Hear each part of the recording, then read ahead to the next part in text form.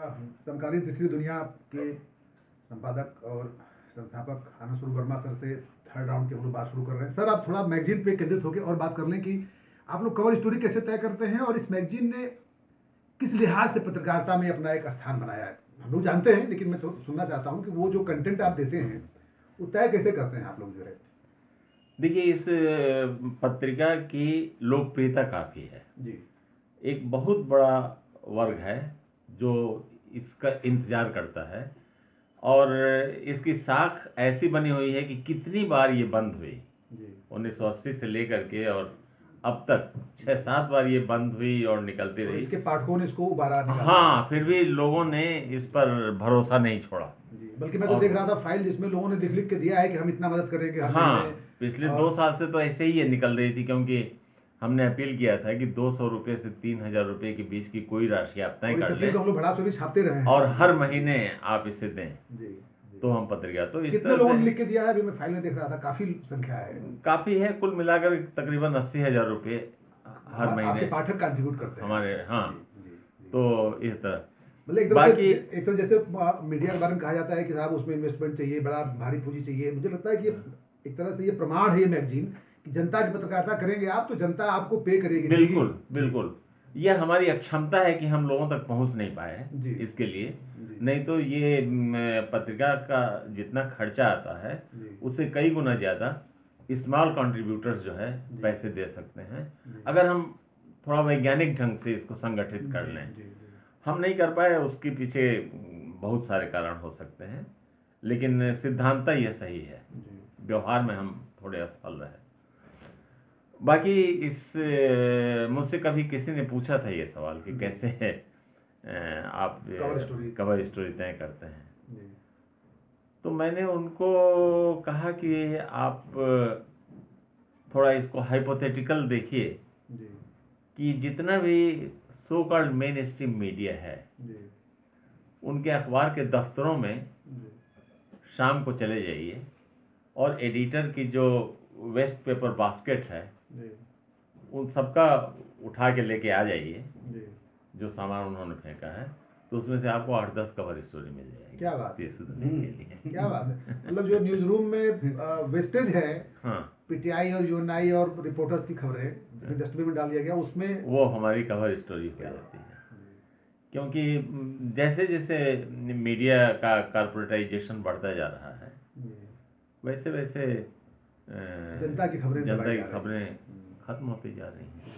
तो यही है सर। वो एक बात हम लोग अभी रह गई जो है, जो हम लोग कर रहे थे कि इस मैगजीन को चलाते हुए आप लगातार जो आपका घर है या उसके पहले भी लोगों के रहने का ठिकाना हुआ करता। विजय शेखर जी खुद बता रहे हैं कि हम 1 महीना वहाँ पूरे रहे हैं, और भी तमाम लोग थे, बल्कि लोग कहते हैं कि गेटवे ऑफ दिल्ली की तरह आपका घर इस्तेमाल होता था। कौन कौन रहे आपके घर पे? सबका नाम लीजिए ताकि हम लोग जो है उनको इंटरव्यू काफी दिनों तक अभय कुमार दुबे अच्छा हमारे यहाँ थे। तो वो तो दिल्ली के रहने वाले थे। तो नहीं, इटावा इटावा में किसका बोलते हैं, इटावा में वो उनके पिताजी देवी दयाल दुबे जो है वो एक देश धर्म नाम से अखबार निकालते थे। तो उनसे वो झगड़ा उगड़ा करके आ गए थे। अच्छा। अपना बैग वैग लेकर के रहे हमारे यहाँ रह करके फिर उन्होंने पत्रकारिता दिल्ली में की। अच्छा। राजेश जोशी जब आए इलाहाबाद से, अच्छा, तो वो सीधे यहीं आए, यहीं रहे। उसमें घर आपका दूसरा हुआ था ना? नहीं, वो अभय कुमार दुबे के समय टैगोर गार्डन था। अच्छा। राजेश जोशी जब आए थे तो नोएडा था। उर्मलेश, अच्छा, ये सब हमारे बाद आए हैं मुझे लग रहा। और विनय सीकर तो और भी कई हैं, मतलब अचानक सबका याद नहीं आ रहा है। कुमार सवीर वगैरह भी आपके टच में थे? कुमार सवीर वगैरह तो वहाँ जब मैं लखनऊ में था। अच्छा। तो चूंकि उनके पिताजी एक नेता थे, ट्रेड यूनियन लीडर थे और अच्छे जर्नलिस्ट थे। स्वतंत्र भारत में सियाराम शरण त्रिपाठी। तो उन्होंने मुझसे कहा था कि ये दोनों बेटे जो मेरे हैं आपके बेटे हैं, अब आप इनको संभालिए, आदियोग और कुमार सवीर। तो तब से वो सब हमारे साथ काम करते थे सहारा में। जी। आप अपने को कब आप नाराज बहुत हो जाते हैं, उदास हो जाते हैं, किन हालात में? और क्या ऐसी स्थिति आती है अभी, हालांकि आप बहुत मजबूत आदमी हैं, कभी कुछ? नहीं, थोड़ा मेरे अंदर एक गड़बड़ी है कि बहुत कई फैसले मैं उसमें ले लेता हूँ, फिल्म में? इमोशंस से, अच्छा, जी जी रीजन का इस्तेमाल ना करके। जी। और अब वो फैसले पता नहीं ठीक होते हैं या गलत, लेकिन प्राय होता है। मैं कोशिश करता हूँ कि ऐसा ना हो। जी जी। और गुस्सा मुझे मूर्खताओं पर बहुत गुस्सा आता है, जब जिनसे मैं अपेक्षा नहीं करता कि वो इतनी मूर्खता करेंगे, जी वो जब मूर्खता करते हैं जी। तो। और बाकी मैं कभी भी मतलब सांप्रदायिकता को मैं बिल्कुल बर्दाश्त नहीं करता। किसी भी तरह का कट्टरपन जो है, मतलब धार्मिक कट्टरपन, बिल्कुल, है ना? जी। बिल्कुल, वो तो बिल्कुल ही मैं बर्दाश्त नहीं कर सकता। और मैं अपने बहुत सारे मित्रों से यह अपेक्षा नहीं करता हूं कि वो मेरे जैसा ही जीवन जिएं। जी कोई जरूरी नहीं, जी। लेकिन उनको कोशिश करनी चाहिए। मेरे जैसा जीवन से मतलब ये कि जिन मूल्यों को मैं मानता हूं, जैसे अगर आप कम्युनिस्ट हैं जी तो कम्युनिस्ट हैं तो उसके साथ कुछ चीजें जुड़ी हुई हैं कि आपका चिंतन एक वैज्ञानिक होना चाहिए, जी आपकी दृष्टि वैज्ञानिक होनी चाहिए। जी। फिर आप गणेश को दूध पिलाने का विरोध करेंगे, हाँ। खुल के विरोध करेंगे। हम्म। तो अगर आप नहीं कर रहे हैं जी या कहीं मन में कहीं शंका है कि क्या पता, जी। वो इसलिए होती है कि घर में आप चुपके से पूजा भी कर रहे कर हैं लेते हैं, ठीक बात है। और बाहर आप कम्युनिस्ट बने हुए हैं। तो ये जो पाखंड है, जी ये हिपोक्रेसी, इससे तो बहुत चिढ़ होती है जी और इससे बचना चाहिए। मैं कुछ लोगों को जानता हूँ जी जो सीपीएम के अच्छे मतलब वो हैं, लोग हैं, और उनको मैंने पकड़ भी लिया है पूजा वूजा करते हुए। अच्छा। हाँ, एक सज्जन थे, उनके साथ मेरा बेटा चला गया था कहीं टूर पर। अच्छा। वो था 7-8 साल 10 साल का। वो जबरदस्ती ले गया कि इसको हम भी ले जा रहे हैं, उनका परिवार जा रहा था। तो उसने बताया कि पापा, अंकल तो सुबह पूजा करते हैं, आप तो पूजा वूजा नहीं करते। हम कहते तुमने देखा? कहा कि हाँ हाँ, वो नहा आकर के भगाए होंगे हाथ फिर जोड़ से। के। अच्छा। हाँ। तो इस तरह क्या वो बड़े खाटी कम्युनिस्ट बनते इस थे। सेशन में तो एक प्रश्न कर दें। हाँ बिल्कुल सर, आपका बहुत स्वागत है। हाँ। वर्मा जी एक चीज और चिढ़ते हैं कि अगर किसी को पता चल जाए कि 2-3 शादी की है तो आपके मन में कहीं न कहीं हाँ, उसके क्या प्रति नफरत रहती है। क्या आप 2-3 शादी?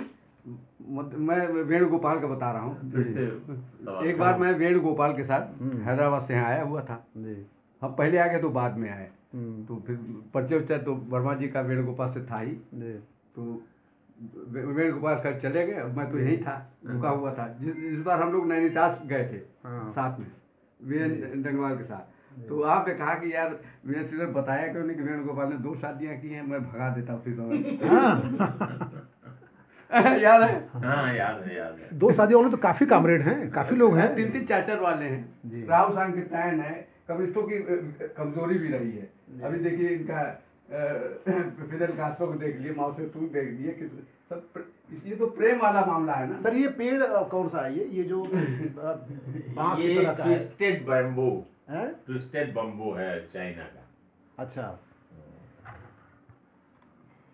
सर, ये चाइनीज माल के बहिष्कार के दौर में बहुत बड़ा पेड़ है आपके। लेकिन ये प्राकृतिक चीज है, अच्छी बात है। नहीं, बहिष्कार वगैरह भी एक हिपोक्रेसी है। आप वो कोई स्मगल गुड थोड़ी है मार्केट में। आपने परमिशन दिया हुआ तभी तो आ रहा है। नहीं, वो जो आप कह रहे हैं ना कि 2 शादियां 3 शादियां, हाँ। देखिए ये भारतीय समाज जो है ना, ये जो एक सामंती और पितृसत्तात्मक समाज है, इसमें महिलाएं कई तरह के उत्पीड़न का शिकार हैं। और उसमें एक एडेड उत्पीड़न जो हो जाता है कि प्रेम वगैरह करना के खिलाफ मैं नहीं हूँ, लेकिन आप औरत की अस्मिता की भी तो थोड़ी वो करिए ना वो। और हमने तो खास तौर से देखा, ये जिसको हमारे एक मित्र क्या करते थे कि एमए हिंदी वालों की आधुनिकता है। ज्यादातर लोग एमए हिंदी करके कस्बों से आए दिल्ली और यहाँ आकर के बता दिए कि हमारी शादी नहीं हुई है और कोई और श्रीवास्तव शादी कर ली है। बहुत लोग बहुत लोग क्या नाम लेने के नहीं, नाम नहीं। तो मैं तो इसे नहीं पसंद करता। चलिए सर, चाय आ गई, हम लोग फिर ब्रेक लेते हैं, हाँ, फिर हम लोग बात बस, करते हैं।